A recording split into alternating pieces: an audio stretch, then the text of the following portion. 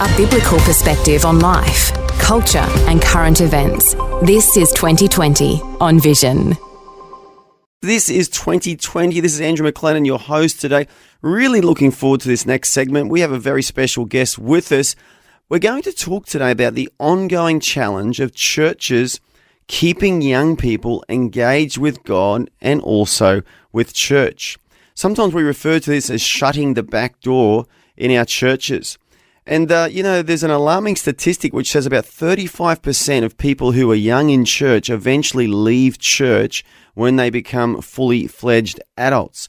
So our special guest today has done a deep dive into denominational data, and it reveals the key characteristics that actually help young people stay engaged, both with God and also with church. His name is Al James. He's a youth ministry advisor for Western Sydney with Youthworks. He lives in Sydney. His ministry website is youthworks.net. But Al James, it's our pleasure to welcome you on 2020 today. Thanks so much for having me. Al, we're really looking forward to this conversation today. What led you to start doing some deep dive research into finding out, why young people stay in church and why young people leave church? I mean, the opportunity presented itself for me to do some research in this, but I have to say as well, I really care about this. I want young people to be in the kingdom. The same thing that that leads me to want, youth ministries, kids ministries, churches to do a good job of evangelism and a good job of seeing people come to Christ. It's the same thing that, drives me in this research as well. I want to see people in the kingdom. So it means I want to, make sure they retain their faith long term and do everything we possibly can to do that. Yeah, absolutely. So let me ask, what do you think the most important thing is, or what's the biggest reason why people stay in church and engage with God in a church setting? Yeah, so there's been a fair bit of research, the things that are happening in the Western church, in the US and in the UK as well.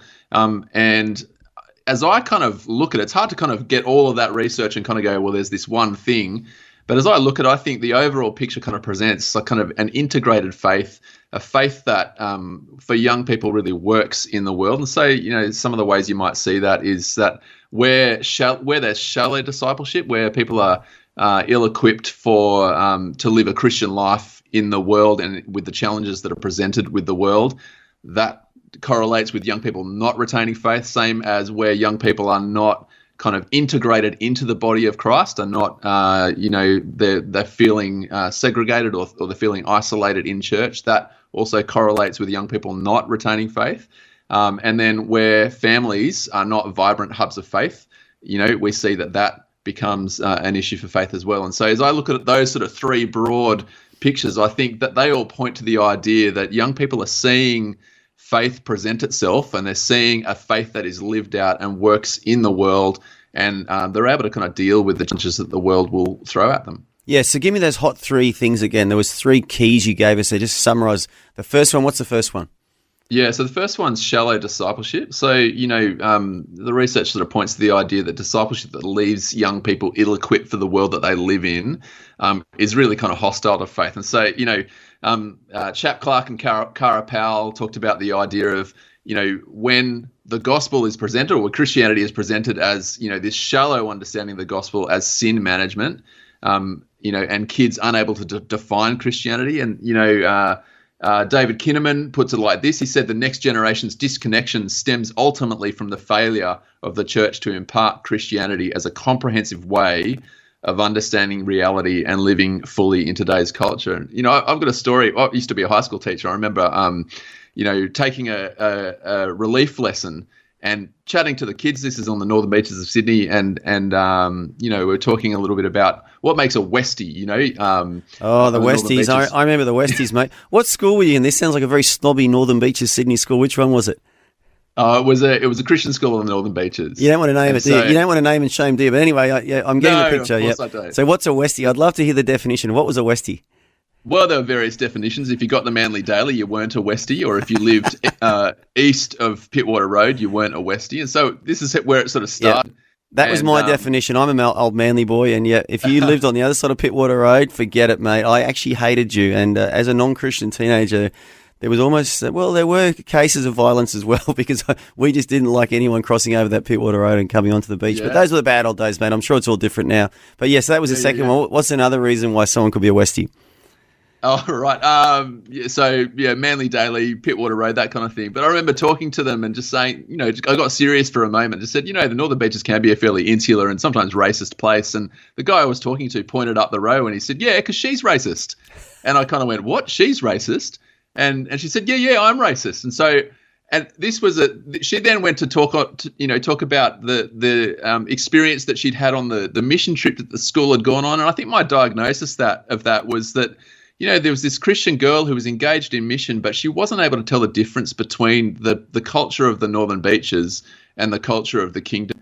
And I think to me that sort of points to that idea of a shallow discipleship, not really able to define faith comprehensively, not really able to see faith as a way that actually integrates with the life that you live. And so, of course, the gospel should never, I should say, lead to a young person claiming racism as part of who they are. But that was the case there. And so, But that's a good point. So number one, discipleship. That's really important, isn't it? It's an ongoing issue. But what's your number 2 point? Yeah, so where young people feel are either segregated or they have a decreased sense of belonging. And again, there's research has been done over many years that points to the idea that where young people have a deep connection to the broader church, so not just to their kind of peers, but beyond that leads to young people remaining Christian long term. And so, again, Chap Clark and Cara Powell, they wrote this book, Sticky Faith, and they said there's no silver bullet to young people retaining faith, but if there were silver shavings, it'd be intergenerational discipleship and young people serving. And again, pointing to that idea of an integrated faith that, young people have a bunch of older and younger people around them that are showing them what the Christian life looks like in a really kind of coherent way. So they're saying this isn't just something that we kind of just do on a Friday night at youth group or we just do at kids club on a Friday afternoon, but this is something that we're seeing, other credible people doing, and they're investing in me and they care about my faith. And so that's a really good thing. And so where that doesn't happen, where young people are isolated, where they don't see, where they don't have that broader connection to the body of Christ, it can really be hostile to faith in a long-term sense. Love it. And what's the third one? It was about families that show faith and live out their faith as well at home?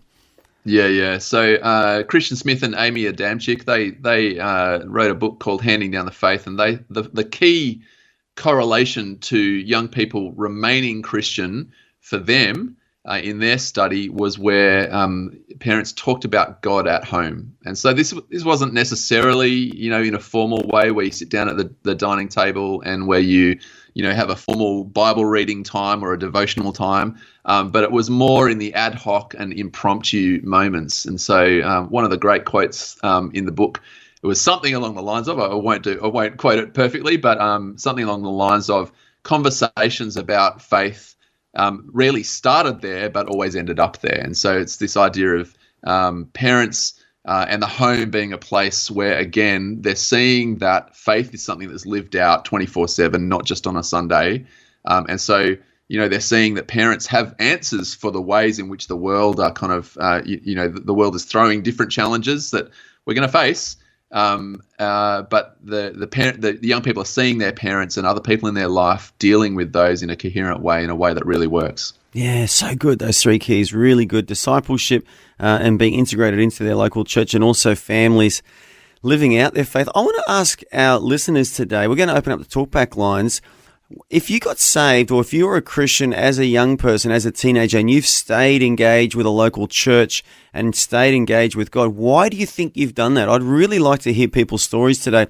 I know myself, I've got an answer. I'm not going to give it right now. Maybe I will at 59 past the hour. But, I know myself why I did stay in church, and I know why I've stayed engaged with God. But I'd like to ask our listeners today, why did you stay engaged with God and also engage with church? Because it is a battlefield, isn't it, Al? Even just to stay in church, it is like being in a war zone in some ways, because there's so many reasons given to us the older we get why we can leave church, why we can just sort of get a bit slack, a bit lazy, or maybe a bit offended. It's sort of like the trenches. If you want to use a Gallipoli analogy, all the trenches were there and the fighting was going on, and it's easy to leave the trenches, isn't it, and take the easy road back to the beach. But to stay in the trenches and to stay serving in a local church, contributing in a local church, being part of a fellowship, it's no easy thing to do. And I'd like to ask our listeners today, why have you stayed engaged with church? Al, tell us what you do also. You're involved in youth ministry. What other kind of youth ministry do you do? Yeah, so I work for an organisation called Youthworks in Sydney, and that's the children's and youth ministry kind of arm of the Anglican Church.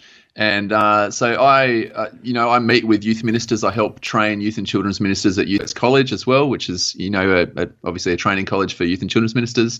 And get involved in training in the local church and that kind of thing. But I guess the bread and butter of what I do is visit youth ministries and try and help youth ministers particularly to just sort of next level their ministry and do the best ministry they possibly can. Yeah, great. And you're an Anglican boy, a good Sydney Anglican. And do you predominantly mingle and minister in Anglican circles, or are you sort of going into different types of churches and different brands of Christianity as well?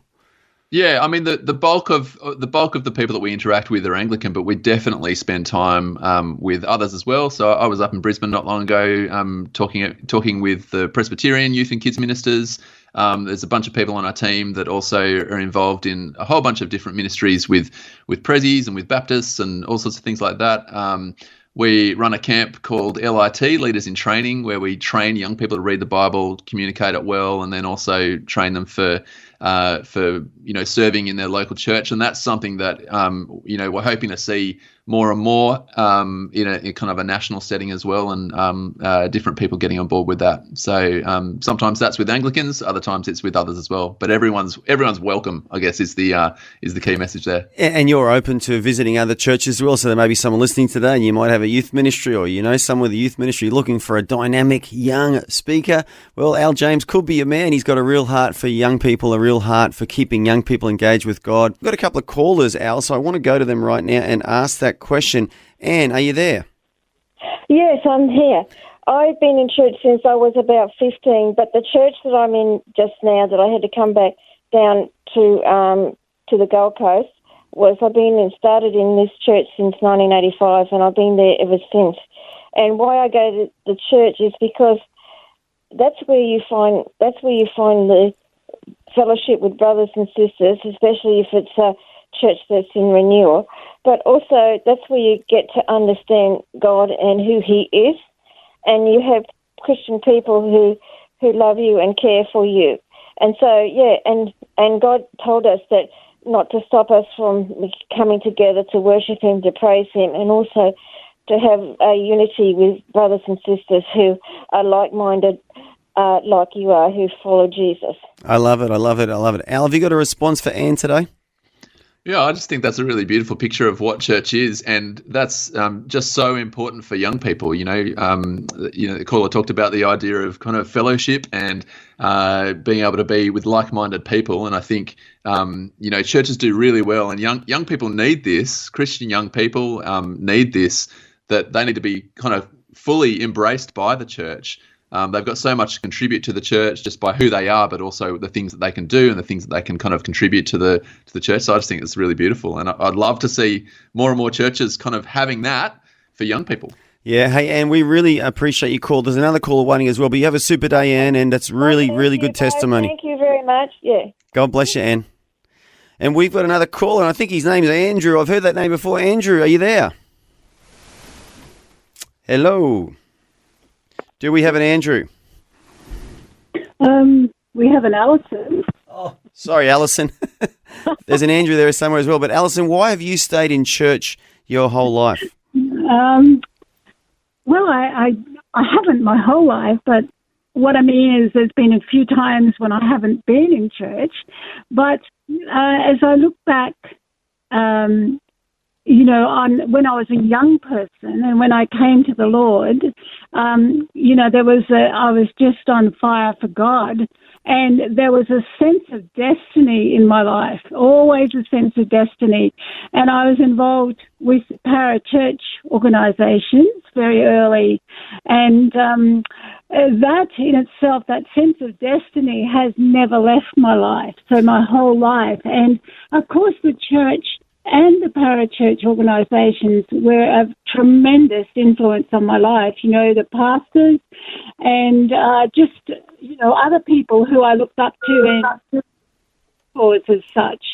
So it was that sense of destiny right from the start that actually kept me going, that God had called me, that I was important in God's sight. And I love that. Can I just ask a question? Did you have a deep encounter with God as when you were converted? Is that what really gave you that sense of destiny? I wouldn't call it deep. I would say that I was radically changed. I was walking in a different direction. I was actually, I was on a racehorse stud, actually looking after horses.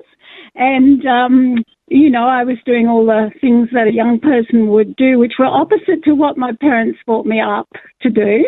But I always believed in God. And I went to a church one night, and it was actually a Church of Christ. And it was there that I gave my heart to the Lord. And, God spoke to me that night. But then after that, I went nursing, and it was when I was nursing, God spoke to me again clearly that he had chosen me. Well, I thought he chose me straight away, and I had to leave nursing.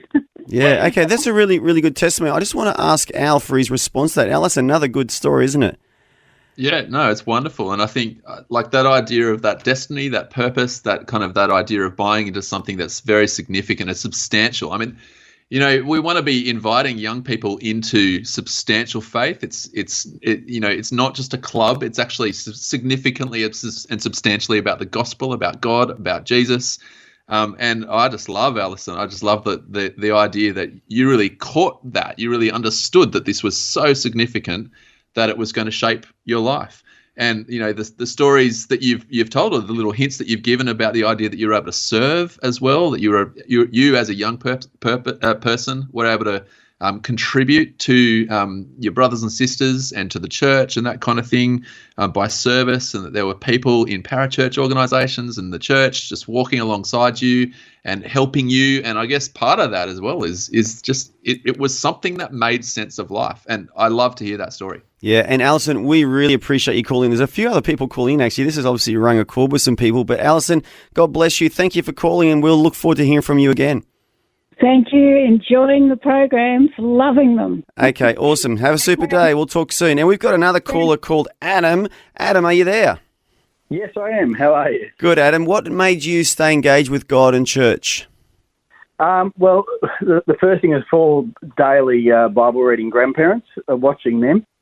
The people that go before us, they set the way, and if you're lucky enough to have them, somehow God's helped me to keep my eyes on them. And then when I've had difficulties in the church itself, which I've had many in 48 years of my life, it's helped me to keep pushing on. And also my daily relationship with Christ in Bible reading and Christian radio, which I had in Sydney before I moved up to the Mid-North Coast, and Vision the last 7.5 years. So that just keeps me pushing through.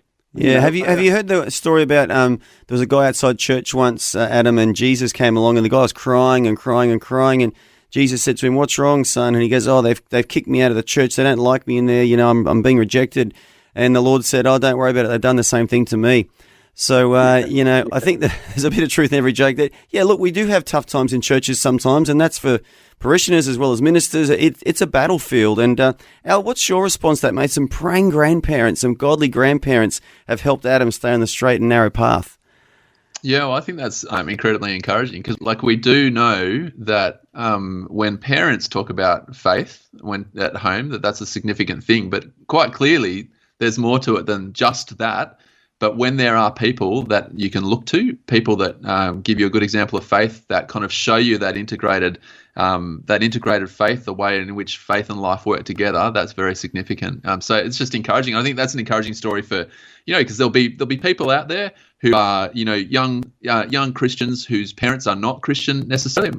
My parents were not Christian, and so I sort of understand that. But the idea that there are some people, whether they're grandparents, or whether they're invested youth leaders or kids leaders, or whether they're friends or people in the church, whoever it is, but that can kind of just invest in young people. That's a really encouraging thing to hear.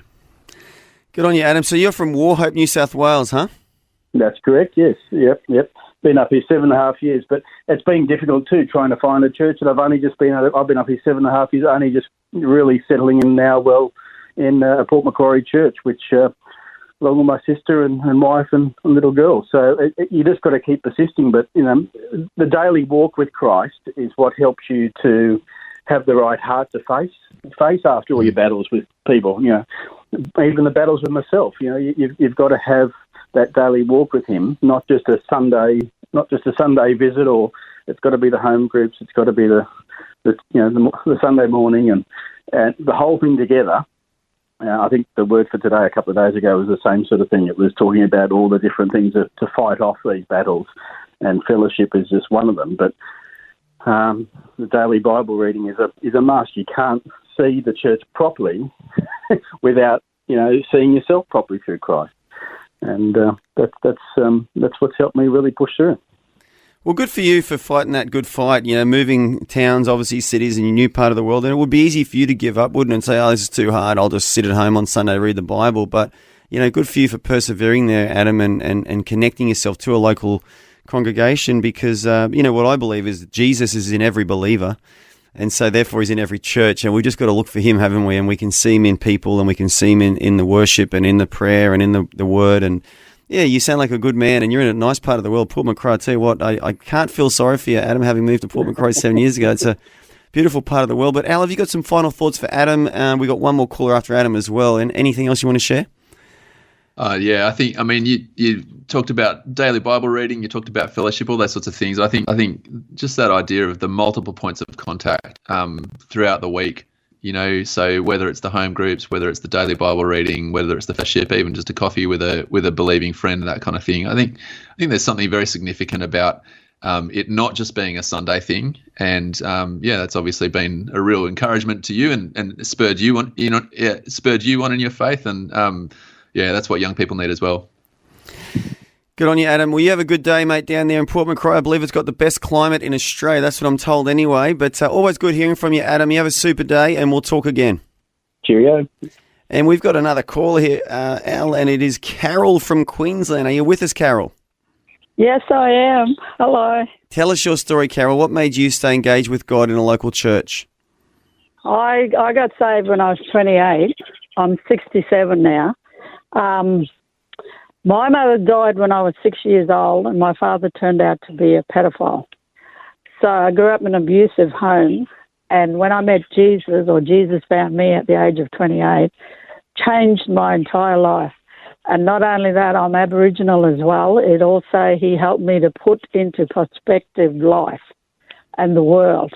And as an Aboriginal person, it helped me to forgive and to put into perspective the history of our nation in Australia, and to forgive and to have reconciliation, and to help me to love white Australia as well as love. He taught me how to love. He taught me what true love is, and he taught me the difference between right and wrong. He taught me just what life is all about. He taught me the truth, what truth is. And when you come to know the truth, that Jesus is the truth, he is the way and he is the life, and he is the only way, and that he is the way to heaven, and that there is a spiritual realm, and there is a kingdom of darkness, and there's a kingdom of light. There is a devil who is his enemy as well as our enemy.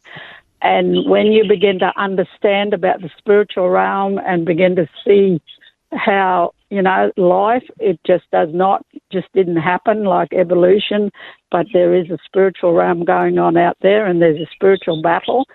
and it helps you, Jesus just helps you to see how and where and why and today, but I'm just saying how Jesus can break. There's nothing he can't break, and how he just changes those generational curses and things that are handed down in through your life.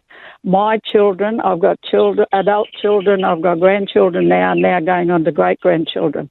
All my children, grandchildren, and now even the great-children come to church. I've come to church, and my great-grandchildren know who Jesus is too, as well, and we're still on that journey in our local church. Amazing. And well, they've got an amazing grandma and an amazing great grandma. But Al, I just want you just to respond to Carol. What an encouraging story. And Carol, we'll come back to you. Let Al just have a say here. Go for it, Al. Oh, especially the end of that story, Carol. Just hearing about your children and your grandchildren and your great grandchildren, that kind of thing, and so much of it's so significant when young people have someone to look up to, and quite clearly from the stories that you've told, like you have a very encouraging and real faith, and I think it's just so encouraging for your children and for their children to then be able to see someone with a real and a coherent and just an incredible genuine faith that will make a huge difference in their life, and so I'm really thankful for you. Yes, it is, and we see the crime that's going on today, lawlessness amongst our young people. My children and my grandchildren and that they're not part of that, and the answer is these children. They need that family structure. And the family structure doesn't only just begin in the home, but it also, you need a church family. Yeah, so true, Carol. Family, so to true. Get around them, and Carol, all of us. You're amazing, Carol. I could listen to you all day. You've just got such a wonderful story and such a genuine faith. And your kids and grandkids and great-grandkids are so blessed, Carol, to have you as their, the matriarch of your family. And I just encourage you keep staying strong and you keep walking with God, and you're going to bear much fruit in your life. We do need to go, though, Carol, because we're coming up to the news, but please call us again, Carol. Great to hear your voice and great to hear your story. Thank you. God bless. God bless you, Bye. Carol. You're a champion. You're a champion. Well, Al, what a great show. So many interesting callers with some great stories there. And I just want to reiterate those 3 keys you said earlier. Number 1, discipleship. Number 2, an integrated connection into a local church. And number 3, being part of a family where their faith is outworked. But, if you've just joined us, we have Al James. He's a youth minister from Sydney, a good Anglican boy from Sydney. And for all of our listeners, we do have a digital signal in Sydney now. We're trying to grow our Sydney audience. And Al's ministry is called Youthworks, I believe it is. Is that what it's called, Al? Youthworks. Youthworks. Where did I get that from? Youthworks. Youthworks.net. You can check him out online. That's youthworks.net. Al, you got 30 seconds, mate. Any final thoughts in the last 30 seconds? I think I want to say to everybody, and I want to say to the churches out there, take young people seriously. That's what they need. Recognise the contribution that young people can make to you personally, but then also can make to the body of Christ. And, and welcome young people into the body of Christ. Give them opportunities to serve, help them, be one of the people that invests in them, in their discipleship, because that's what young people need. Thanks for taking time to listen to this audio on demand from Vision Christian Media. To find out more about us, go to vision.org.au.